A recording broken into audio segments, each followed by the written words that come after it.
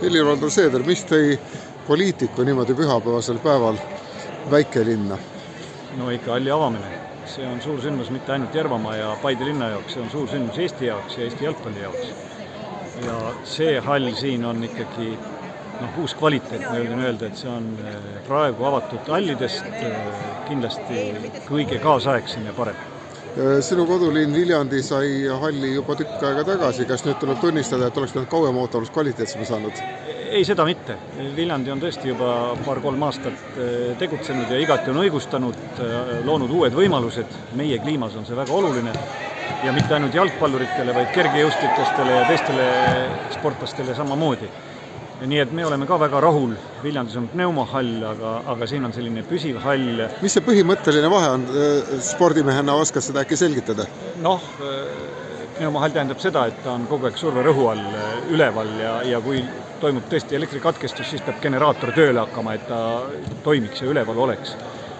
Ja teine asi, et tõenäoliselt aeg küll näitab, tulevik näitab, aga selle halli püsikulud on ilmselt väiksemad, sellepärast, et pneumohall vajab pidevat energiat ja seda, et rõhk oleks taga, siin sellist vajadust ei ole. Nii et mäletan tehtud eluloo saadetest, et oled olnud ise elus kõva spordimees, aga ma ei mäleta seda, kas jalgpalliga oled kunagi seotud olnud üldse? No, ma olen jalgpalli mänginud oma lõbuks ja loomulikult võistlustel ka, maakonnavõistlustel aga põhiala oli mul ikka kergejõustik.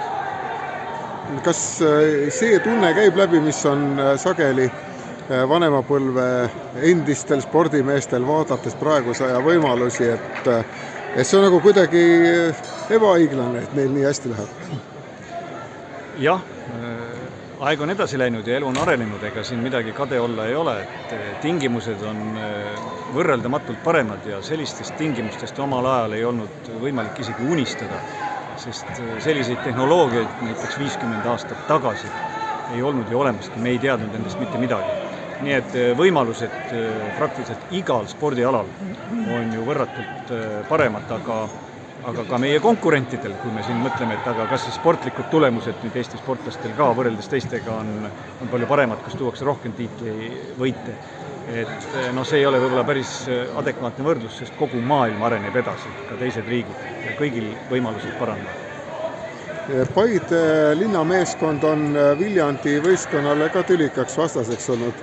Kui palju sul Patriot sellistel hetkedel välja lööb? Sa näed, et see, mis siin toimub, see laob ju Paide meeskonnale veel kõvemat põhi alla.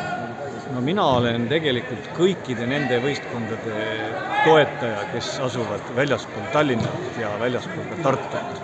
Et kui on väikestes kohtades loodud tingimused ja on olemas võistkond, kes mängib Eesti meistriliigas, olgu see siis korvpall, võrkpall, käsipall või jalgpall, siis ma alati elan kaasa ikkagi väikesest kohast pärit võistkonnale, nii et mul on siiralt hea meel ka Paide jalgpallivõistkonna üle.